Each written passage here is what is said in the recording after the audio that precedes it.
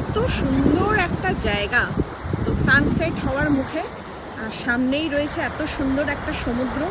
মানে সমুদ্রের সাউন্ডটাও না মনে হয় খুব মানে ইয়ার সুদিং, চোখ তো আই সুদিং বটে, কিন্তু সবই ঠিক আছে।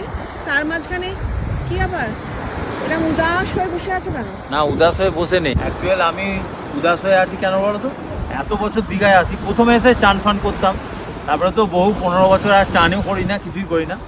সমুদ্রের জল, ও একটা রিলস করছিল, তাই তো তুমি রিলস করতে করতে সমুদ্রের জলটা আমার পায়ে এসে লেগে গেল, এমনকি জুতোর ভেতরেও ঢুকে গেল।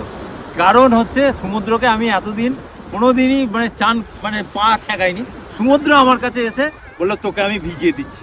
না, সমুদ্র বলছে তুই আমাকে পা দিবি না তো কি হয়েছে, তোর পায়ে আমি যাবো। ওইটাই বলছি, তার মানে সমুদ্র আমাকে চায়, আমি যেমন সমুদ্রকে চাই, চায়। আর তোকে আমি চাই। ঘুমিয়ে পড়, সোজা।